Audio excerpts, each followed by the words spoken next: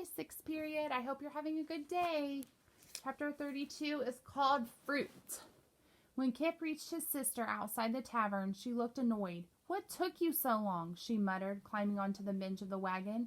I got turned around, he said, wiping mud from his knee. He couldn't tell her the real reason it had taken him so long to return with the cart. Not yet. The ride back to the Sour Woods was quiet. Kip held the reins and watched the road. The whole way he could feel Molly beside him, staring into the shadows. Kip, she said, after a long silence, what do you think about stories? Kip could tell from her tone that she wanted a serious answer. He shrugged. I like your stories. A lot more than old Hester's, that's for sure. She caught his eye. So you don't believe those things she said about the night gardener? How can I? Kip scratched the back of his neck. The way I figure, if that tree at the Windsors was really the same one as in the stories, then I'd have magic fruit. And we ain't had no wishes granted lately, he grinned, unless you been holding out. Nah, Molly looked away. I haven't. Kip had meant that as a joke, but his sister was not smiling. He eyed her in the fading light, his fist clenched tight at his side. When they finally reached the house, it was dark. Molly, who was late for making supper, went straight in with the food from the market. Kip went to the stables to feed Galileo. He brushed the horse, biding his time, keeping one eye on the house. On the second floor, just beside the tree, was a small window he had never noticed before. He saw light as someone slipped into the room from what must have been the upstairs hall. He studied the person's shadow, wondering who it might be. He was looking for red hair, but then he reminded himself Molly's hair wasn't red anymore.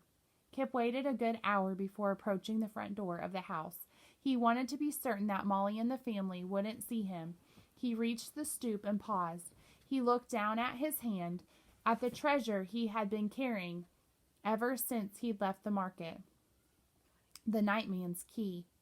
This was the real reason that they had taken so long in returning with the wagon. Kip closed his fingers around its earthly twines. Molly had forbidden him from using this key. He knew she would be furious to see he had it now. But after hearing Hester's story about the night gardener in the tree, he had to know. Kip took a breath and opened the front door. The house was warm inside, much warmer than the stables.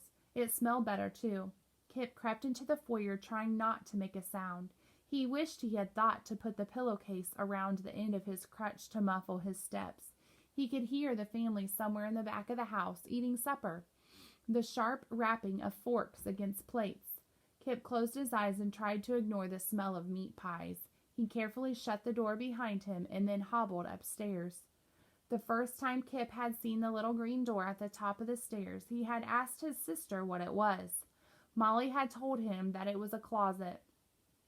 Perhaps she was just repeating what the Windsors had told her. Either way, Kip knew better. He knew that people didn't put locks on closet doors. When Kip reached the top of the staircase, his heart was pounding. He gripped his crutch and hobbled to the green door. He held up the key, clutched tight in his sweating hand. When Molly had seen the key in the market, she had looked afraid. What possible terrors might be awaiting him behind the door?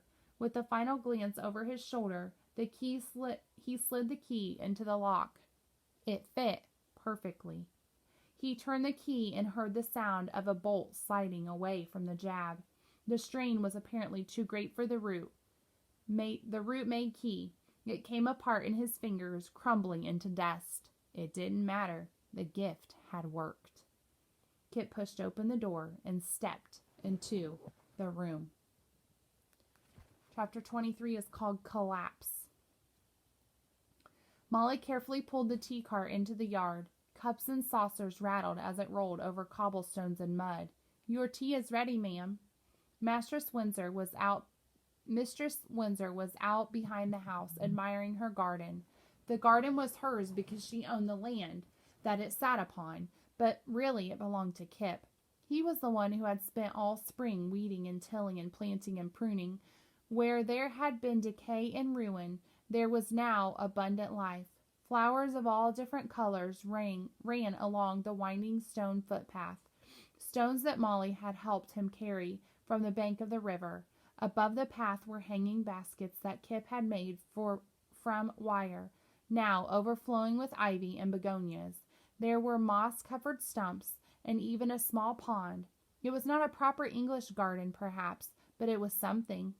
Molly cast an eye across the lawn. She could see her brother chopping firewood, something he did when he wanted to think. Ever since their trip to the village 2 days before, Kip had been distant towards her. She pushed a flood of worries from her mind, not wanting to dwell on what thought might be troubling him.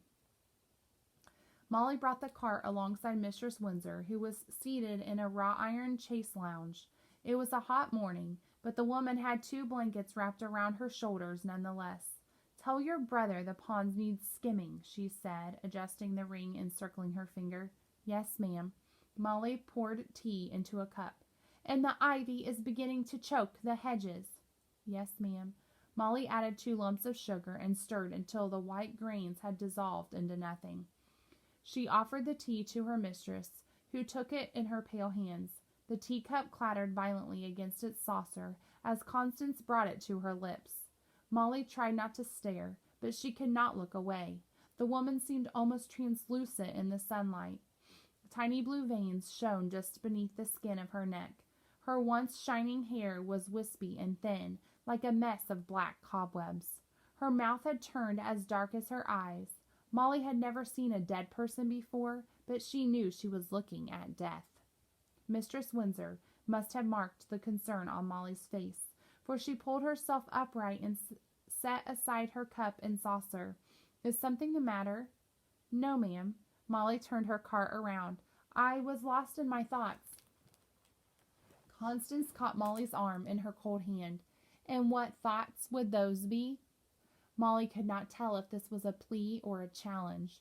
She stared at the ring on the woman's emaciated finger. "I was just thinking of something you said when me and Kip first came here. You talked about a reasonable fear of illness. Those were your very words." Constance let go of her arm. "You have a prodigious memory." Molly took a shaky breath. "If this house is making you sick, then why do you stay?" Constance creased her lips. "I could ask you the same thing, but I already know the answer." Her dark gaze drifted to Molly's side. "Those letters you keep in your pocket." Molly stared. "You know about the letters?" Constance waved off her alarm. "Not their precise contents, mind you. I've seen you poring over them when you think you're alone. But of course no one's ever alone in this house, not truly." She glanced toward the branches towering over the roof. "I remain here for the same reason you do. I would no sooner leave this place than you would burn those letters." Molly put a protective hand over her apron pocket. "Never." Constance smiled. "Exactly. Without the tree, without its gifts, we would be completely unmoored." She sat back in her chair. This time, when she took her teacup, she used both hands so it would not shake. "I should think that a touch of fever is a small price to pay for such a bounty," she sipped. "Wouldn't you agree?" "Yes, ma'am." The conversation was over. Molly curtsied and returned to the house. She closed the kitchen door behind her, feeling an icy knot of dread in her stomach. She slid her hand into her pocket and removed the stack of envelopes from the tree. Each one stained with salt water and addressed in the same fragile hand. It was her mother's handwriting. She knew it was. And yet, what if it wasn't? What if the words inside those letters were not written by her parents, but written by some magic tree? A tree that fed off people and needed to keep them close. She removed one of the letters from its envelope. Like every other letter in the stack, it ended the same way, with Ma and Dad promising that they would come soon, and then giving Molly one final instruction: stay put. Molly said the words aloud, and this time she did not hear Ma's voice in her head. Instead, she heard a distant, more hollow voice, a voice like the wind. Molly did not even know what she was doing. As she approached the stove, she crouched down and opened the iron door to the oven. Hot air swept over her face. The embers inside were still red. Molly ran her fingers over the stack of letters. Her bottom lip shook as she tried to form the words that might help her let go. Goodbye, she said, sliding the envelopes into the stove.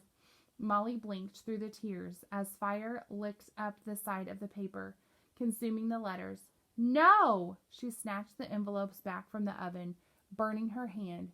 She smothered the flames in her apron. The envelopes were singed on one end, but they had been saved. She had saved them. Molly closed her eyes, clutching them against her chest. I'm sorry, she sobbed. I'm sorry. But she did not even know whom she was talking to. Crash! Molly heard a noise outside. She hurriedly tucked the letters back into her pocket. Is that you, ma'am? She called, opening the door. There was no reply. Molly ran toward the garden. Ma'am! A shattered teacup lay on the ground. The cart was overturned. Mistress Windsor lay on the gravel, not moving. Molly grabbed hold of the woman and shook her. What's happened? Constance was ice cold to the touch. Her eyes were turned up in her head. Her dark lips were parted, and from them Molly could feel no breath. Kip! Master Windsor! She cried. Someone help! Chapter 34 is called Leeches and Lizards, and I'm going to stop there. I'll be back tomorrow. I hope you have a good day.